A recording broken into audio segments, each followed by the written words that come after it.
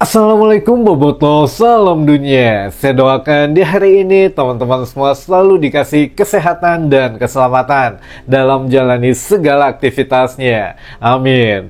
Baik Boboto, langsung kita update informasi Persib Bandung terbaru. Dan sebelum kita mulai, kita juga ingin ngucapin wilujeng sumping buat teman-teman Boboto yang sudah subscribe, yang sudah like, yang sering komen juga di channel ini. Mudah-mudahan menjadi amal kebaikan teman-teman Boboto semua yang langsung dibalas oleh Allah Subhanahu wa taala. Amin. Dan Bobotoh, punten kita agak siang gitu ya untuk postingnya karena luar biasa dari kemarin untuk kegiatannya menguras tenaga gitu ya, dari pagi sampai malam dilanjutkan subuh dini hari gitu ya. Tadi nonton timnas yang memang hasilnya juga di luar dugaan gitu ya, kita tidak dapat lolos ke Piala Dunia 2026. Insya Allah kita coba lagi di 2030 teman-teman. Nah tadi juga kita sempatkan datang ke Persib Day Festival gitu ya, yang mana ketemu beberapa teman-teman Boboko juga di sana, Bobotoh Kolot gitu ya, yang sempat ngobrol dan sempat ya bercengkrama lah gitu ya teman-teman. Jadi ya buat teman-teman Bobotoh yang masih ada waktu sampai dengan jam 12 siang ini ya bisa datang ke booth-booth yang sudah disediakan oleh manajemen Persib Bandung. Di antaranya ada beberapa jajanan UMKM dan juga ya ada Persib Academy di situ. Jadi buat teman-teman yang memiliki anak 12 tahun ke bawah dan 12 tahun ke atas, ini ada pembukaan Akademi Persib yang diskon 20% kalau nggak salah. Jadi untuk Akademi Persib ini biaya pendaftaran normalnya kan 1 juta gitu ya. Sekali bayar 1 juta, untuk biaya per bulannya ada yang 400.000 sampai 500.000 kalau nggak salah gitu ya. Jadi ya ini sedang diskon. Biaya pendaftaran yang asalnya 1 juta hanya Rp700.000 saja teman-teman. Mangga dimanfaatkan. Boleh katanya DP sekarang, daftarnya mah mungkin mau 6 bulan lagi, 1 tahun lagi nggak apa-apa. Jadi masih bisa diambil atau dipakai diskonnya hari ini, digunakannya sampai kapan gitu ya, masih bisa teman-teman gitu ya. Mangga. Nah ini kita sedikit intermezzo saja ya, karena ini juga menguras emosi luar dalam teman-teman mengenai timnas kita yang memang sudah banyak yang diprediksi sebetulnya, walaupun yang memiliki harapan juga mengharapkan timnas lolos ke fase berikutnya atau sampai lolos ke Piala Dunia juga ini tidak sedikit. Jadi ya kita sudah ketahui hasilnya kita tidak lolos gitu ya, namun beberapa fakta yang ada di atas lapangan pada saat menghadapi Irak juga ini menjadi menarik teman-teman. Nah ada apa saja, sedikit saja teman-teman mengenai fakta timnas semalam, yang mana pemain Persib Bandung hanya 2 orang yang dimainkan gitu ya, hanya Tom Hai dan juga Eliano. Sedangkan Beckham tidak masuk DSP, McLock tidak dimainkan walaupun ada di DSP. Nah ini yang mana sudah ada evaluasi katanya dari tim kepelatihan, namun ya ini ada fakta baru lagi di luar itu. Jadi pada saat menghadapi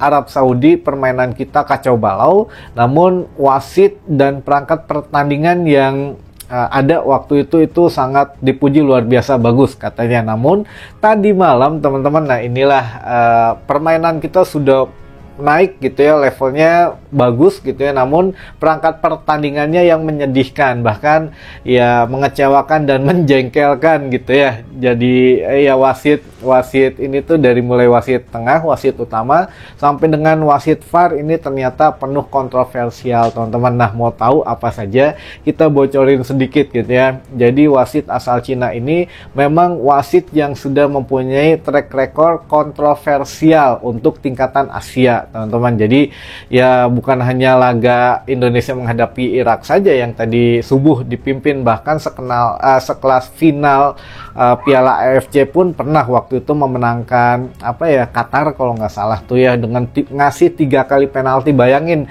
nggak nanggung-nanggung ngasih penalti sampai 3 teman-teman gitu ya. Nah ini yang mana kan untuk wasit Cina ini kontroversialnya adalah sepanjang karirnya dia memang sangat royal mengeluarkan kartu, baik kartu kuning maupun kartu merah, dan juga sangat jarang ingin menggunakan VAR. Makanya tadi subuh kita tidak melihat VAR gitu ya, dan tidak wasit ini sangat nggak mau menggunakan VAR, jadi ngerasa ya dirinya paling benar gitu. Makanya ya luar biasa lah, tadi malam mah menguras emosi. Ke Indonesia sedikit-sedikit pelanggaran kartu kuning, sedangkan Irak melakukan pelanggaran diantepkeun gitu ya, walaupun akhirnya kena kartu merah ya tetap itu mah nggak pengaruh apa-apalah karena sudah menjelang injury time meureun biar tidak terlalu kelihatan memihak Irak gitu ya. Ini juga kita nggak tahu lah kebenarannya gimana, tapi yang jelas wasit tadi subuh itu sangat kontroversial itu teman-teman, walaupun ya kalah ya tetap aja ya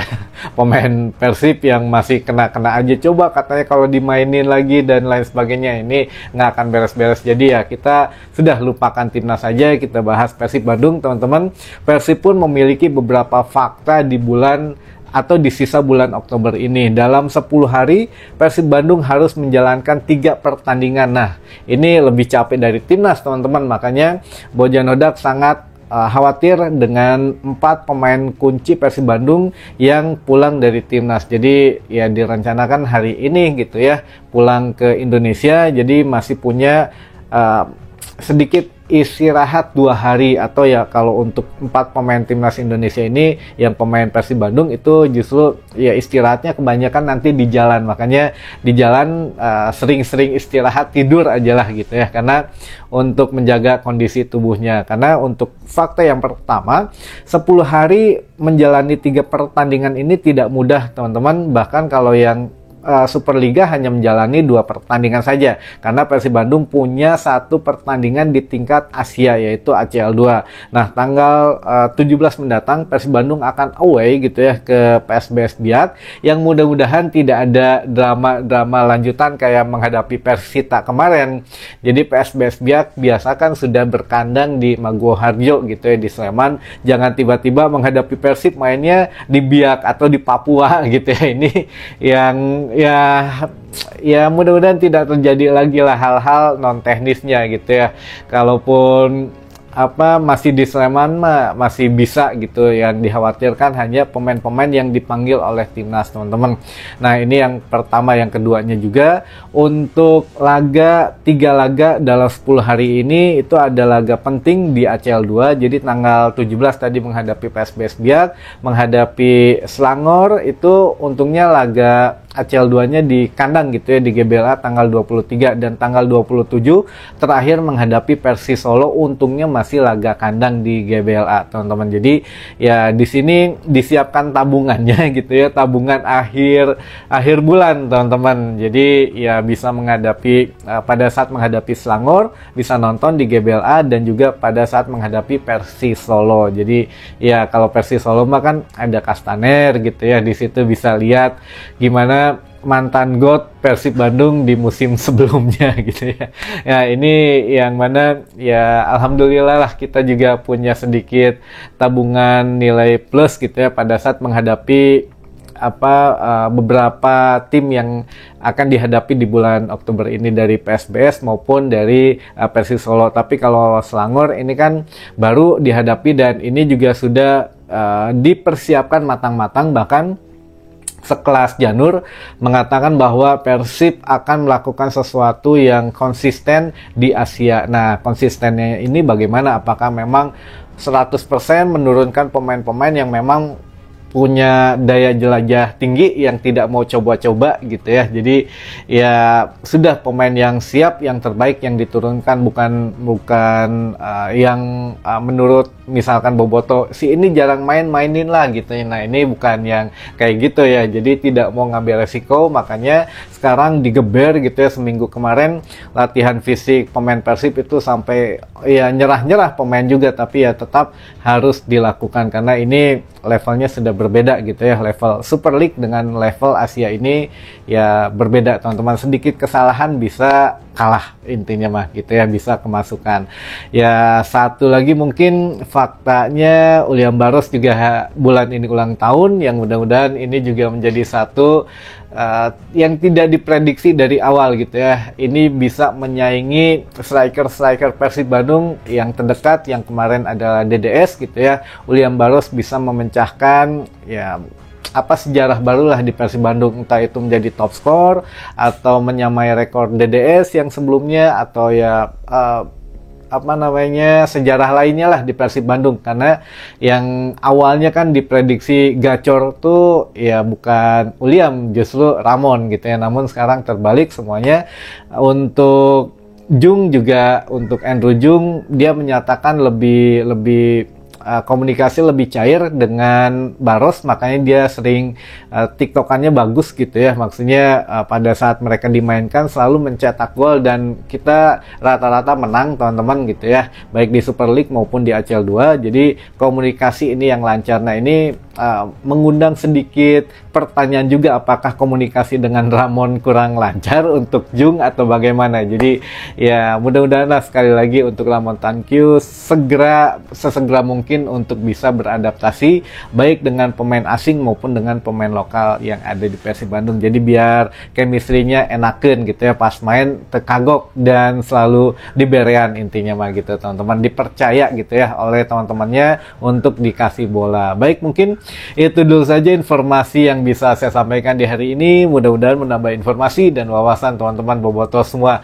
Dan ada sedikit titipan ini teman-teman yang ingin disapa, katanya ada dari bobotoh Jatiwangi Majalengka, ada dari bobotoh Ciwidey, bobotoh Ciburuy Padalarang, bobotoh Jatigede Sumedang, bobotoh Kiara Lawang Karangnunggal, ada dari Boboko juga, bobotoh Kolot maksudnya ya, Boboko tuh dari Mang Ki Iming di Cirebon, ada juga Bon Jopi Cidadap Girang dari Ledeng katanya, ada juga bobotoh Lewi Laja, bobotoh Soreang Kang Doni Cipatik, dari bobotoh Kuningan, bobotoh Cipendei Kuningan lagi, lalu ada bobotoh Sepuh, bobotoh Nyeng Seret, bobotoh Sepuh Nyeng Seret Bandung katanya gitu ya. Lalu dari bobotoh Jampang Kulon Sukabumi, bobotoh Viking Tanah Abang Petamburan, lalu bobotoh Galunggung Tasik, dan terakhir dari bobotoh Kawalu Gunung Subang. Wah mantap, ini jauh-jauh. Ada juga yang tadi mungkin tetanggaan gitu ya,